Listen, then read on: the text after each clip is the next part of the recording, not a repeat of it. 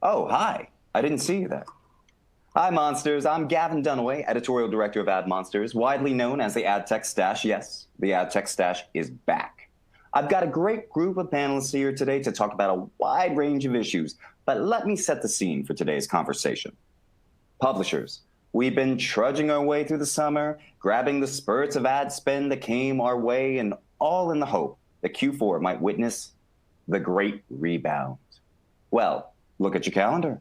We've stumbled into Q4. Does this feel like a rebound to you? That's the question I'm posing to my four wonderful panelists today.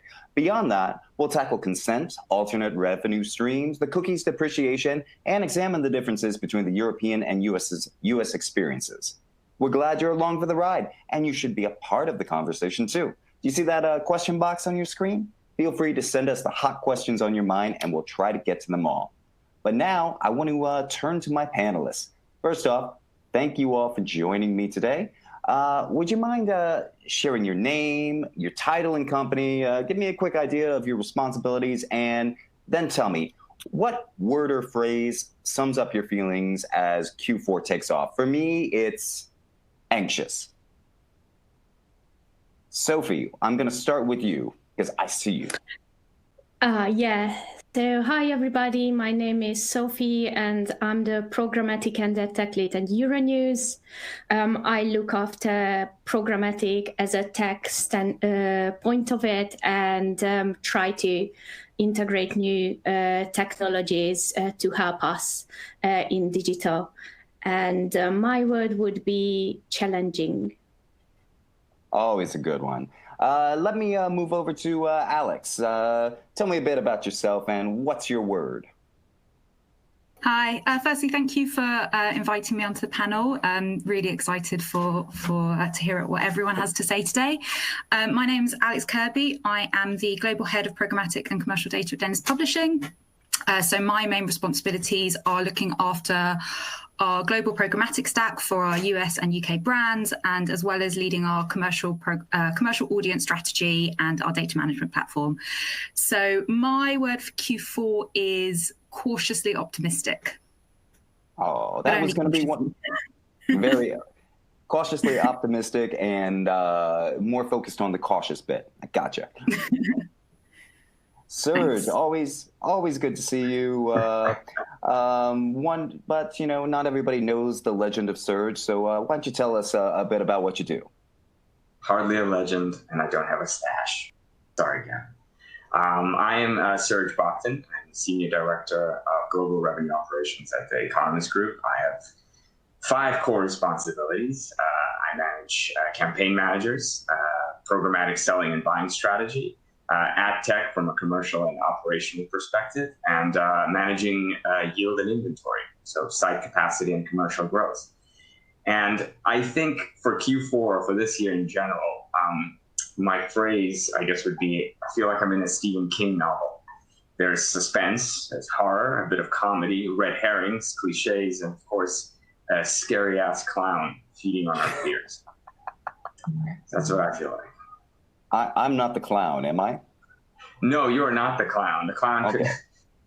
could be COVID, sure. Could be Trump. I don't know.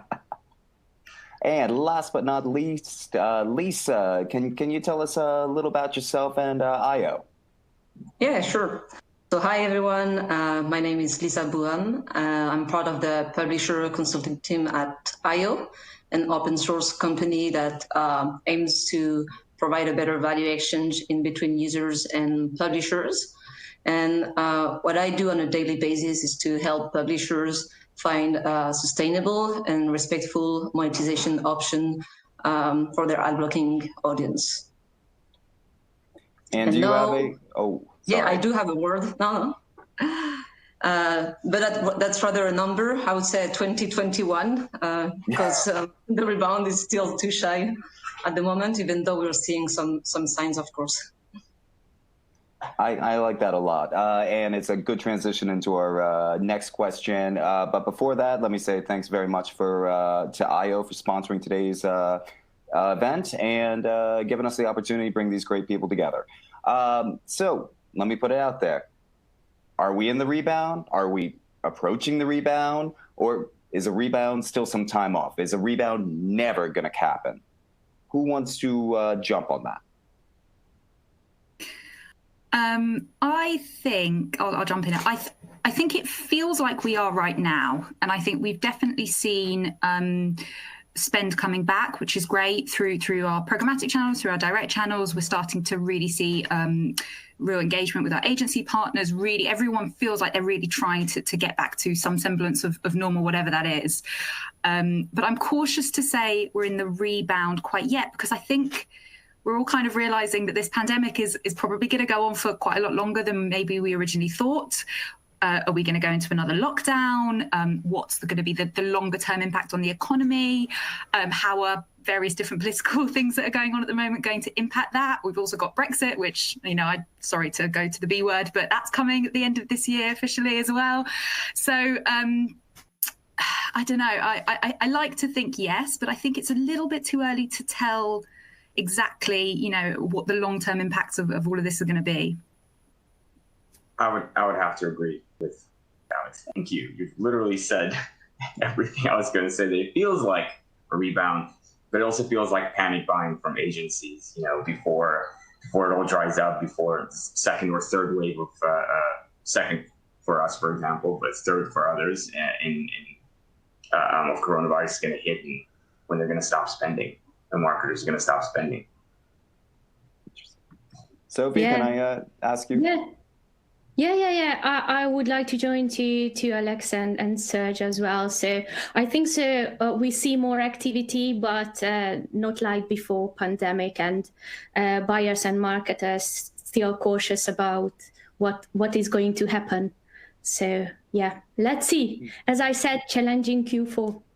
Interesting. And it's kind of like you guys are saying a hollow rebound, or, you know, maybe if we use a financial term, let's hope this isn't the case, but a dead cat bounce.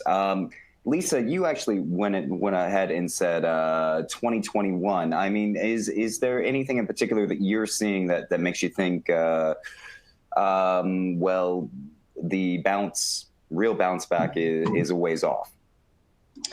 Well, I think that we're seeing here like a shift of paradigm even before COVID, with, you know, the death of the third-party cookies, and that COVID in a sense also accelerated things to change in the industry, to question itself, and also question the existence of brands in themselves, their purpose. And I think it's taking time for brands to catch up and adapt to the new reality the consumers are living in. But we're like seeing very interesting example. In France, for instance, a couple of like TV channels and also telecom have launched like, you know, free plans during COVID, and there was also like positive communication. And I feel like consumers are like also like very grateful and appreciate this change from brands. And I think that in 2021, you know, this would leave the time for the industry to adapt a bit more to the new reality we're living in. It's interesting that you brought that thing up about brands, because even before the pandemic hit, it seemed like brand behavior was changing. It was in the midst of a big kind of turnaround. Can I throw it out to anyone else out there? How do you feel like your relationships with agencies have changed now? What agencies and brands? Because I don't know if some of you are actually talking more with the end buyers.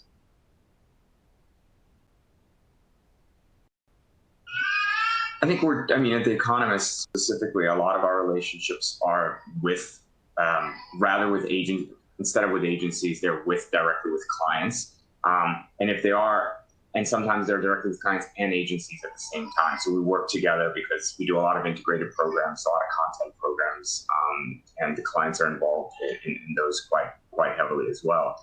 But I think the slowdown, you know, in Q2, I guess in the summer months, you know, really gave us an opportunity to sort of improve our user experience and communicate that improvement to our clients. We allowed us to revisit our go-to-market strategy as well, and really start getting used to the new normal. And I think that's been quite helpful, especially for Q4. So great stuff, and I think we're gonna hit up a little later about kind of the user experience question. You guys have all mentioned that, you know, we'll call it panicked agency spending. It's kind of, we've heard from the agencies themselves, it's kind of coming in fits and bursts. How have you been able to kind of grab the most of that? I mean, what's been your strategy for dealing with these fits and bursts? I can't speak as much to the direct side of things, but I can chat a little bit about programmatic. And we've always had quite a high direct sell-through. So our programmatic strategy has always been based around making sure that we can capitalize on spikes of traffic. It might be, you know, that first week in a quarter where a campaign hasn't been set live yet. So we've always had that strategy in place where we've wanted to make sure that we can monetize quite effectively around peaks and troughs. And so that's put us in quite a good stead for this period where, you know, some of our sites saw crazy traffic increases, some dropped completely, some of our direct sales went up, some went down, because we have about 15 main brands and they straddle across quite a few different areas. So the audience does slightly different things. We definitely found that having our programmatic partners set up through different pipes. So we work with a header bidding partner, we work with Amazon, we work with Google EB. So just having all of those different endpoints set up with our partners just meant that depending on the different audience targeting they had or whatever kind of parameters they had on their side, we were able to almost like mitigate the risk of the downturn slightly. But on the direct side, yeah, definitely dropped a little bit in Q2. But then again, you know, some of our sites saw real increases. So we were able to really go to partners and just say, look, actually what's going on over here, you know, we have quite a lot of news and personal finance brands in the States. So actually being able to capitalize on key things that were happening around, you know, COVID relief packages and things like that, and then able to take that as a package to our clients, we did have some success there as well. Yeah, I only can talk about programmatic as well because the direct IO is something different, and mainly, let's say, our revenue based on direct IO. But when pandemic came, yeah, we rely on programmatic more, and we try to focus on programmatic more and programmatic direct. But we face with challenges, not because just only pandemic, some other challenges, I think so we will talk about later. I think so we could maintain the programmatic revenue quite well during the pandemic. We need to increase more, but our direct revenue was hit. This is what I know and what I can tell. Maybe because we are news publishers, you know, everyone was concerned about brand safety, you know, and no one wanted to relate to COVID related news and such. We tried our best to ensure our clients that we have the right tool to give them brand safe environment. But yeah, we were hit as well, like others. So if I really liked what Serge was saying there, and any of you can jump on this. You know, how do you think the pandemic altered your relationship with your users, and how did you adjust your experience? And if you wouldn't mind going a step further and talking about how you think it may evolve further. Yeah, I can start this. So I think so what I see, what Euronews does, they want to try to create new products, more interaction with our users. I believe so as we focus on our first party data, we will gain more information about, hopefully, our users, and we can do much more personalization or bespoke articles for them. So definitely, I think so. we learned a lot from pandemic, and we will come up with a very, very good new product list for our audience, definitely in the close future. That's very interesting. You really made a big push on the personalization play, which I think a lot of publishers have been chatting about for a long time, but nothing like a pandemic to give you a good kick in the ass, right? Serge, can I actually turn to you on that? You were mentioning that you actually conveyed your user experience changes to your advertisers. Can you talk a little about that? Sure. I mean, we've just come off a site revamp, so all of this happened as soon as we had our site revamp officially kind of launch end of February, beginning of March. So we started to iterate on it, and messing around with positions, the amount of ads, our ad stack, for example, as well. That's a really big push. But also personalizing that experience based on the information we can get from our current site, the way that we've now designed it. And at the same time, our sales strategy changed. So the way that we go to market with our salespeople was based on verticals, and now it's regional. The focus on what we do best at The Economist, which is not just our editorial, but also our Economist Intelligence Unit providing information on healthcare and policy. And all of that became integrated. So, we had to start thinking about, what would be interesting to the marketer, how we can attract our users in that particular way.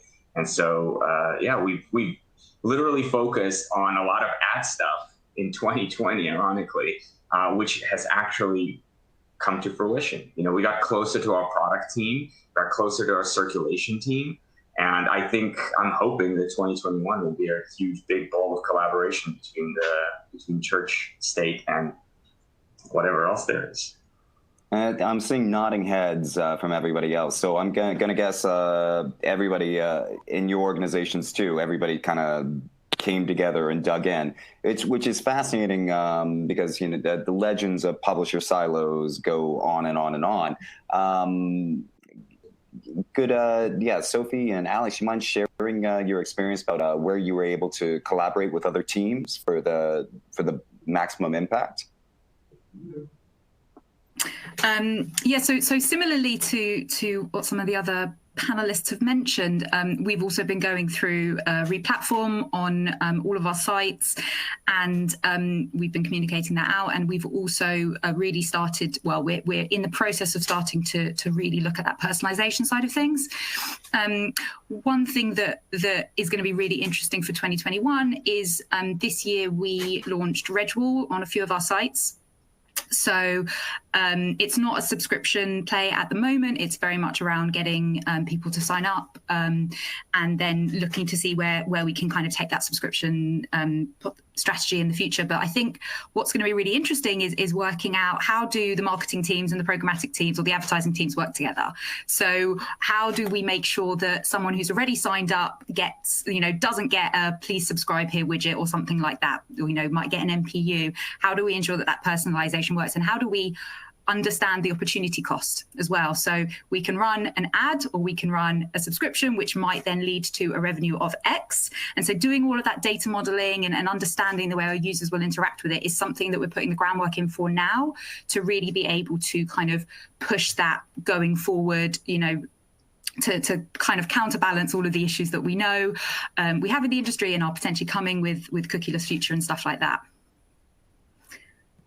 This is what I feel. So we started to work much more closer with the marketing team, with our Embrace content marketing team as well. And we try to utilize programmatic, direct, and marketing tools together and create new products, as I said. And I really like it because it's not just working together, it's learning from each other.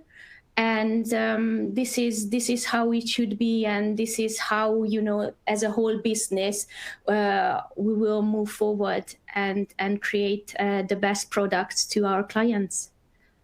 That's very interesting because, at publisher forums, I'm always interested to hear about, especially ad operations, the revenue team kind of working a lot closer with marketing. It just seems like there's so many things that could be taken advantage of there, and yet I hear a lot of publishers they just don't really. It just doesn't happen. It must be tough. Serge, I wanted to go back real quick to something you said. First off, the Economist Intelligence Unit is filled with amazing data. I always enjoy any kind of reports I see coming out there. But you mentioned the sales strategy is switched from verticals to regions. Can I ask what made that? Why did you guys make that choice? I mean, look, I don't know why. I can only guess why they made that choice. I believe, since our focus our focus before was only on media initially, then it became media and content as it integrated, and now it's media, content, and again, this consultative approach of, selling healthcare and policy, or writing about healthcare and policy from the Economist Intelligence Unit. So all of it became integrated as one. So now it no longer became a salesperson who's just selling media or just content or just EIU. They're now going to be able to offer a full solution to the client. And I think that our U.S. market is quite large, and there's a big push to really grow this market even more, as well as all the other markets. And it just made sense to do it by region. I think it's better trackable. I mean, again, I'm only speculating here. I'm not the decision maker on the sales structure. But you know what? I always say that sales, things like this are very, very cyclical. What worked in 2014, it was based on regions in 2014, and it was based on verticals in 2016. Now it's based on regions again, and it's just going to keep going like that. And as long as it works, and as long as the revenue's there, it's fine with me. I think that's very well put. If nothing, this industry is unbelievably cyclical. It's unbelievably cynical too, but that's a whole nother story. There's a great question that came in from somebody from CQ Roll Call, and I've heard this from a lot of publishers. Publishers have been able to use the slower advertising time to try to improve ad tech and product and workflow. But has it been challenging to get budget approved because ad revenue is not where it was pre-pandemic? We found that because we had the data from some of our sites that we'd already re-platformed, when it came to that downturn, we were able to put pretty robust business cases together around what the upturn would be, because we already had that data set. So we weren't necessarily trying to do something new during the pandemic. It was really just a question of continuing what we were already working on. And for that reason, because we could put those budgets, those business cases together and show all of the data of what happened, it was all right for us. But, getting other things done is always a bit of a challenge in that moment. I actually found that it was in some ways easier for me to get certain things through because direct spend was down and programmatic was almost making up that shortfall. I was able to get certain things through that I hadn't been able to previously because it showed the importance of the programmatic business at the same time. So it kind of went both ways for us, really. But yeah, good. I think Yeah. Oh, sorry. Go ahead. No. Up to you, Serge. I insist. So basically what I can say, the budget was already approved before pandemic. And what I can see, we had more time to evaluate our potential tech vendors and partners. But obviously, new knowledge, new idea came along. And as it pre-pandemic, post-pandemic, and within pandemic, getting budget approved is always challenging. So not personally, I need to put the business case towards the management, but I collaborated with it. And I think so we achieved quite good feedback, and we will be able to do much more great things than, let's say, how I saw it before the pandemic. I think in terms of budget approvals, I've learned that in the spirit of collaboration, it becomes a lot easier when you incorporate a revenue uptick or the ability to generate or get meaningful data, as long as it involves the core business.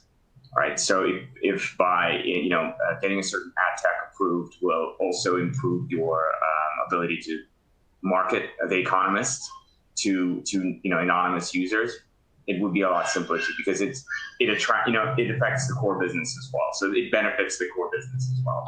And I think that's what I've been pushing for at The Economist, and I think it's starting to really take root.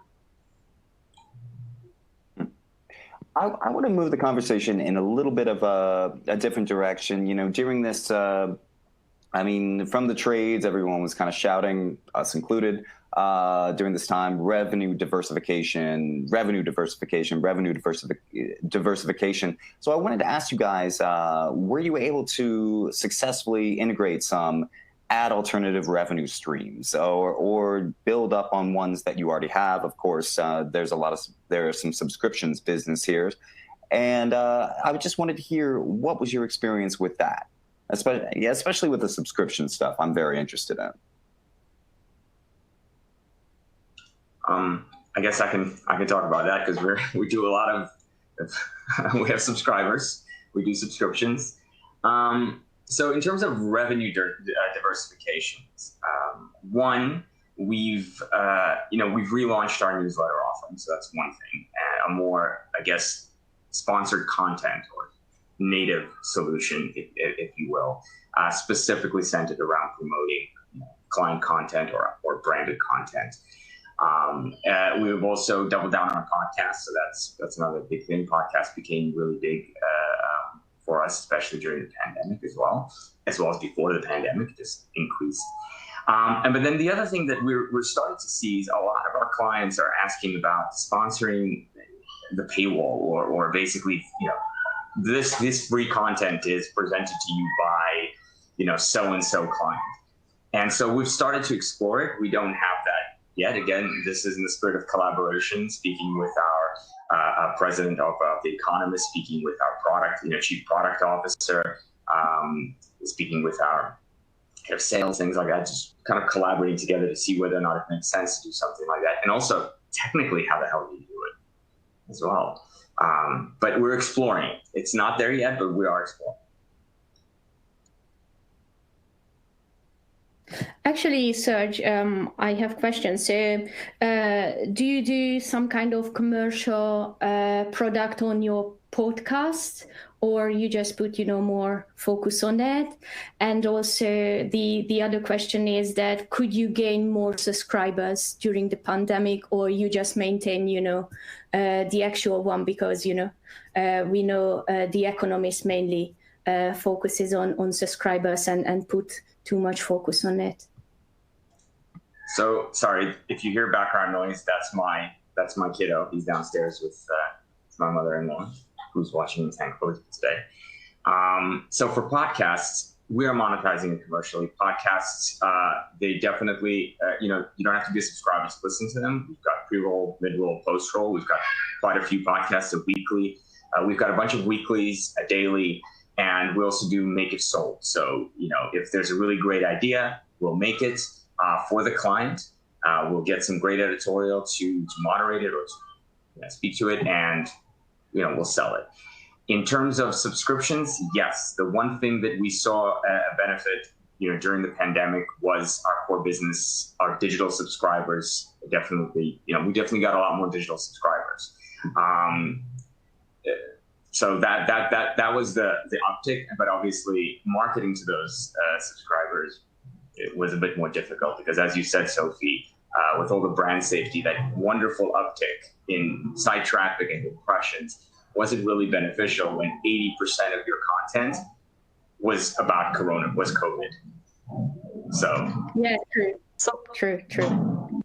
Maybe I could just jump in here, because that reminds me of an interesting example of one French publisher called Le Monde, that during COVID time decided to experiment a new interactive format that they call the Live.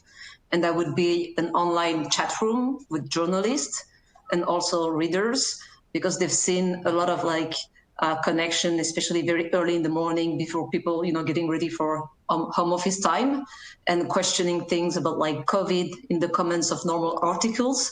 So they just decided to put this live format that would go on from 5 a.m. to noon.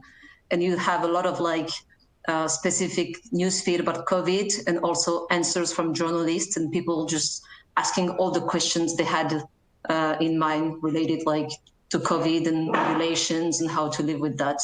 And that had a really good effect. People were really sad when the lockdown was ending because of the end of the live.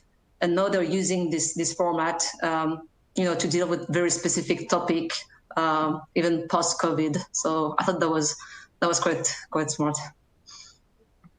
Definitely. I think so. This is what I think, more interaction during the pandemic and after the pandemic. So rather than, just do a static or just an article, make an article for your clients or users, they picked up on the interaction, the personal touch and the lockdown itself, that someone wants to talk to someone and they put, their journalist live next to or behind the scenes, and people can ask and actually, get the answer instantly from a knowledgeable person. So it's a great idea. I never knew about it, so thank you for sharing. You're welcome. I was also a reader myself, and that was really.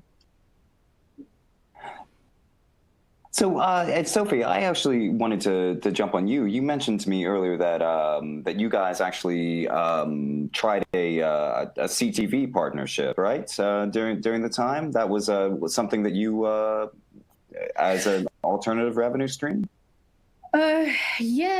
This was mainly from distribution team, but we did a CTV deal, I think so, in the US for the moment, and we will work closely together, the distribution team, as well, to monetize CTV a little bit more and create a new product around it. It's very early stage. It's not the cheapest thing for the publisher and for TV, but we definitely address this, and we are on it, and we will be there soon.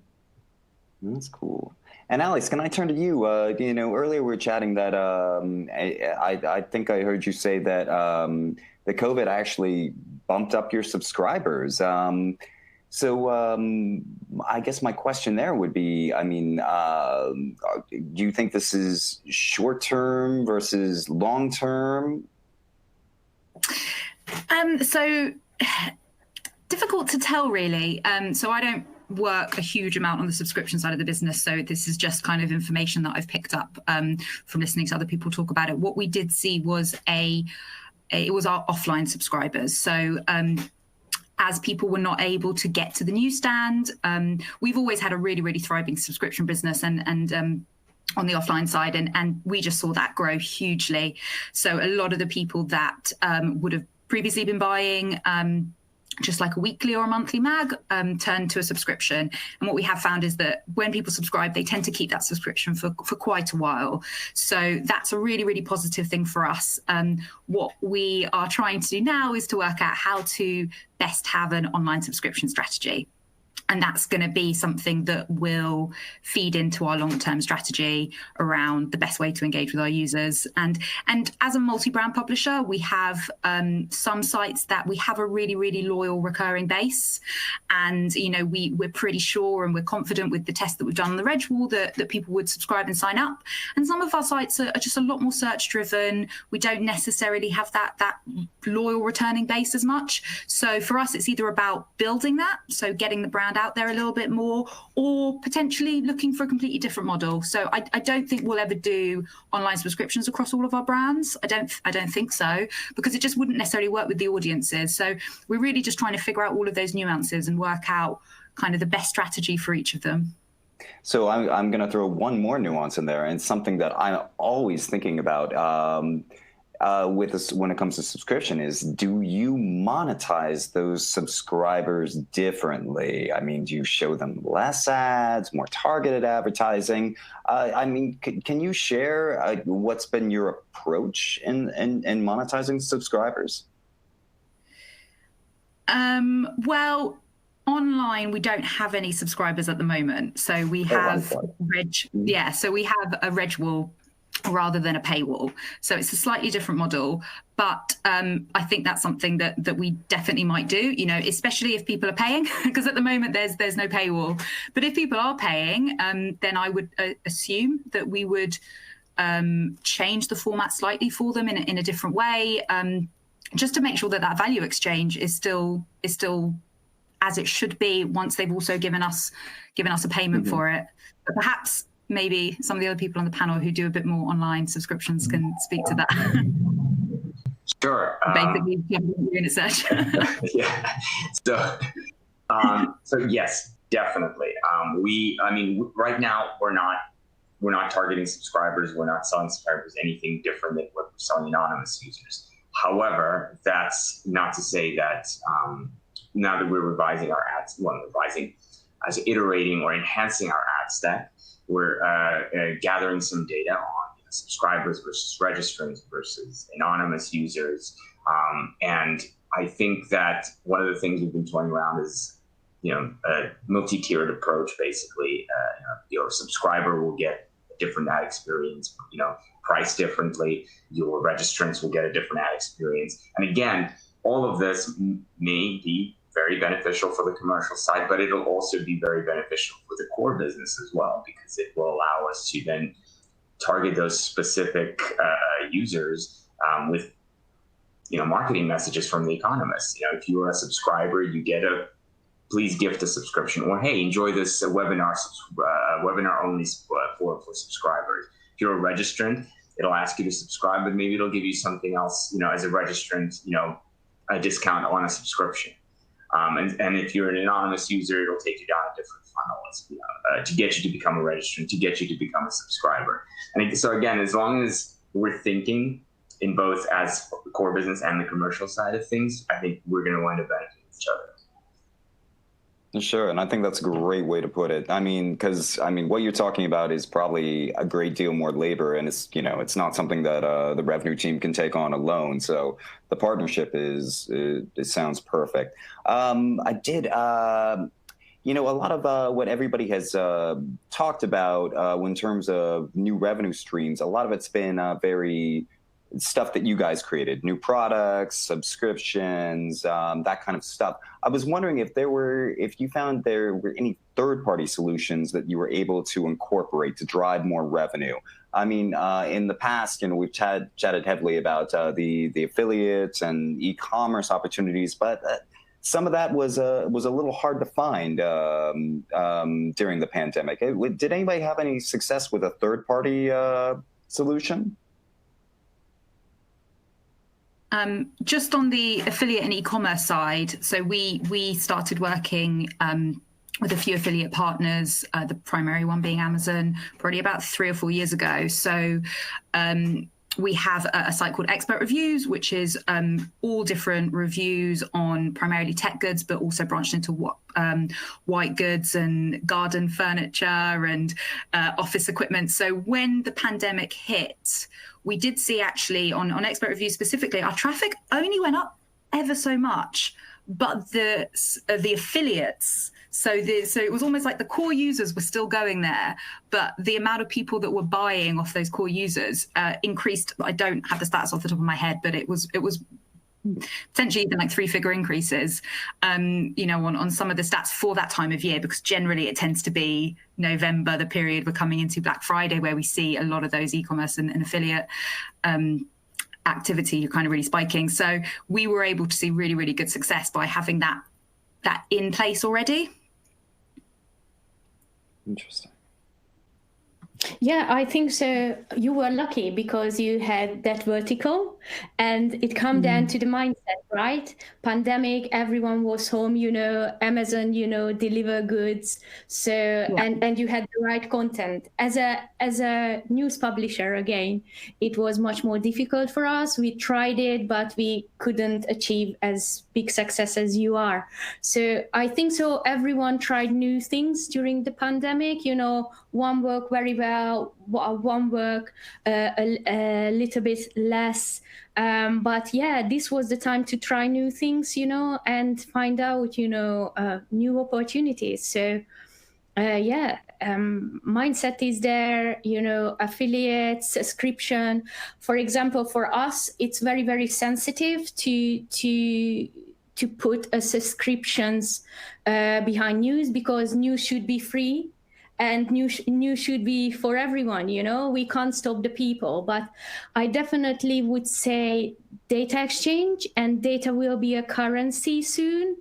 And I think so we should create tiers. And again, not like, reducing or completely removing the ad revenue stream for subscribers who pay for our content, but put more personalization in place and put the message to them when they subscribe or give away, let's say, just only their email addresses, that you will get more personalized, more relevant message from us. And I think so this is slightly softer way for publishers and for our audience. We need to take the time to explain them how valuable they are for us. And without their help, we won't be able to deliver the same quality of content what we did before. So I think so for news publishers, it's a little bit different from let's say a brand safe environment and e-commerce site. So one question that came in I found interesting, and I think this goes in your direction, Alex. But the question was like, is this a good or a bad time to try a paywall or a reg wall? Alex, I'll kind of push it to you, since you did launch a reg wall. I mean, do you think it would have been easier in a more normal time, or if you had waited? Do you know what? I don't know. I think for us, it was really about the nature of the sites that we put it on. So I think the first port of call, look at your audiences, look at what they're doing. So we have various different analytics tools. We also work with Permutive as a DMP, and we get a lot of analysis from that around how our users are interacting with our sites. So look at your sites. If all of your users come once and don't come back, maybe a reg wall or something like that, but a paywall, maybe they don't have that brand affinity. Why would they sign up? What are you offering them? What is unique about your offering that would cause someone to want to pay for it? So ask yourself those questions. If you have a lot of returning loyal users, put a reg wall up and just see what happens. Monitor it, do it. Go big, say only after 10 page views or whatever it is. You don't have to start doing it on the first page view. Start soft so that you can mitigate any revenue risk. Just see what happens. There are various different kind of A/B tests that you can do. So I'd say I don't know so much if it would have been different pre-pandemic, probably, but I'd say it really is about your audiences and how you're used to interacting with them and how they interact with your websites to try and make that decision as to whether or not you engage with it. Very, very well put. Can I ask just one question? So, Alex, you know this TCF 2.0 GDPR, it's very big in Europe, not in US. And how do you think, because, collecting data is one thing, but collecting actionable data is another thing. So do you put, front of the people after 10-page visit, even though they didn't do consent, or you just only, try to approach people with the reg wall who already consented and gave positive consent? Because obviously this is a much more valuable email address or whatever you gather from your users.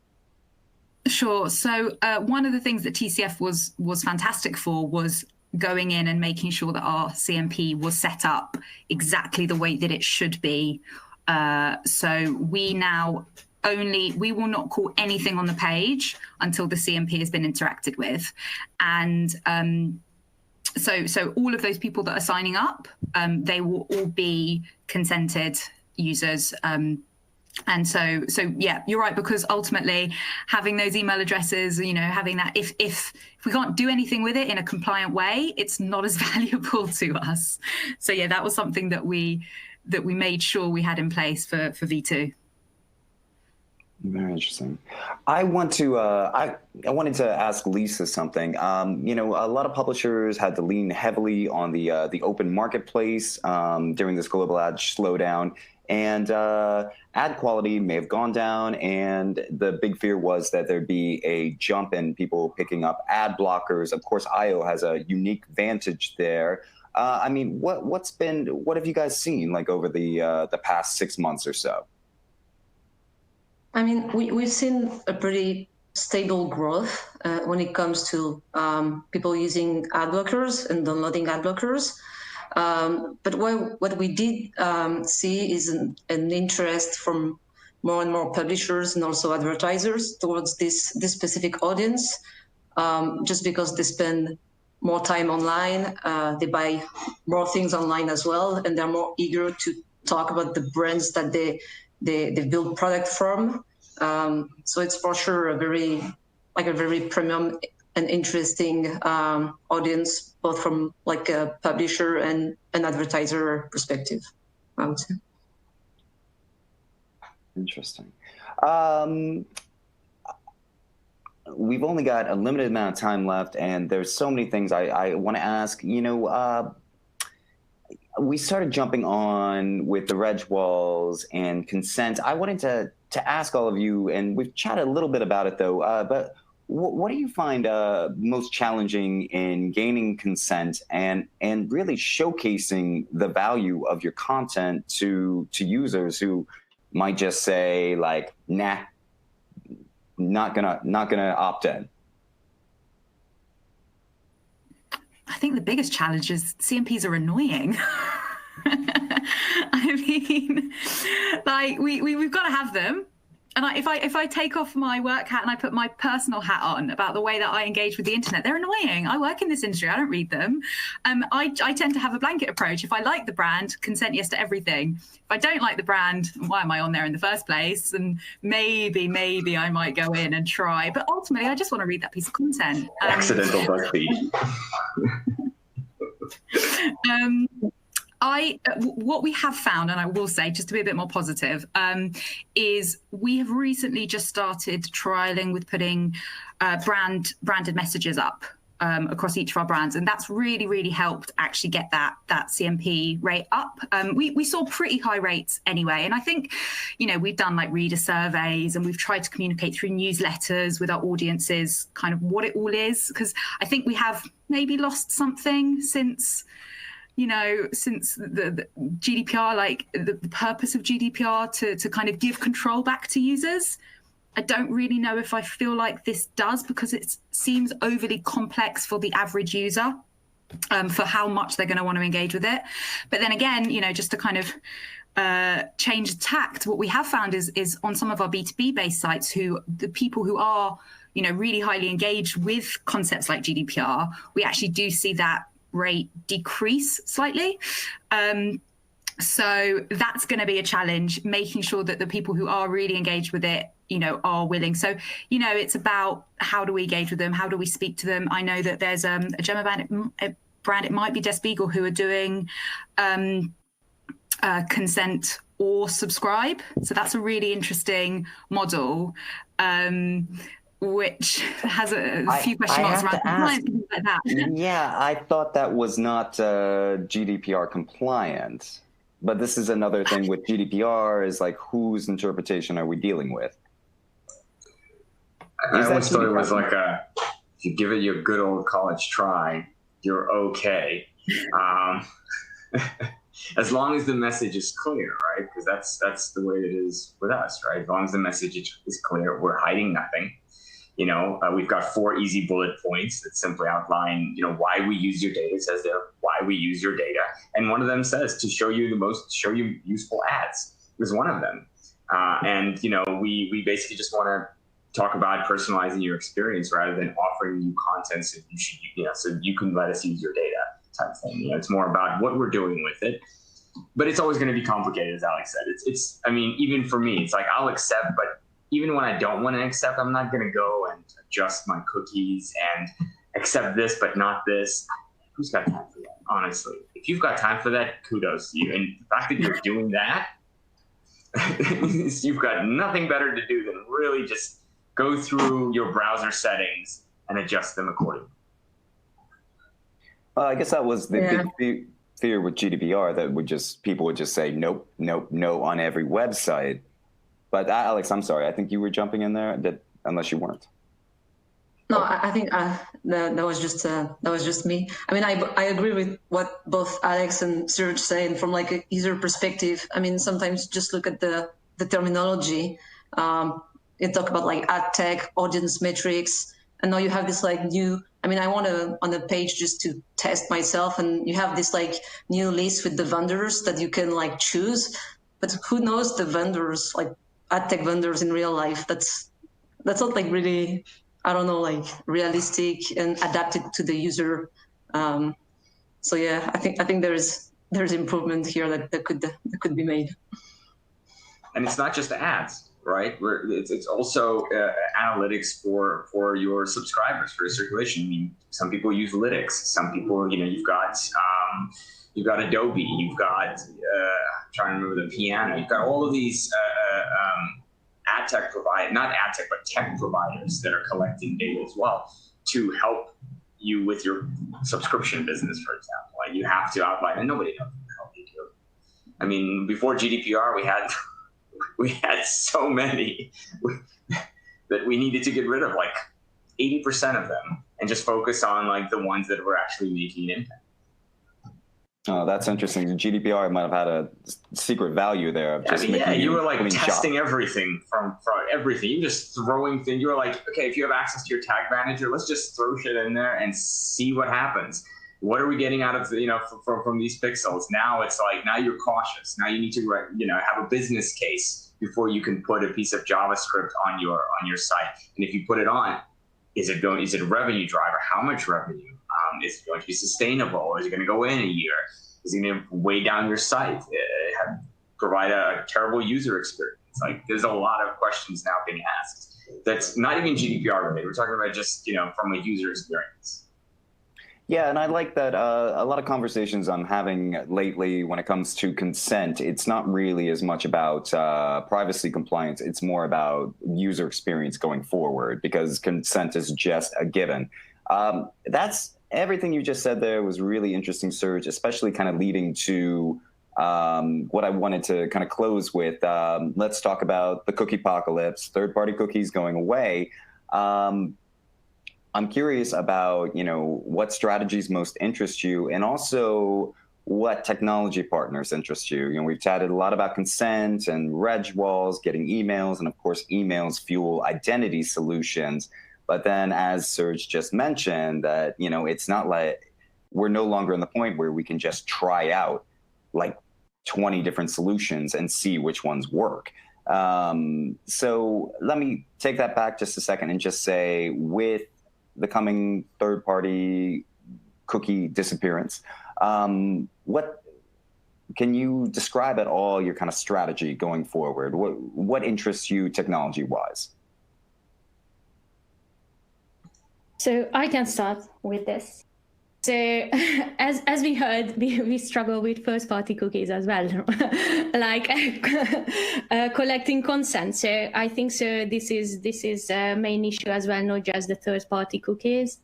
I think so. As a publisher, we focus on much more on our first-party, zero-party data.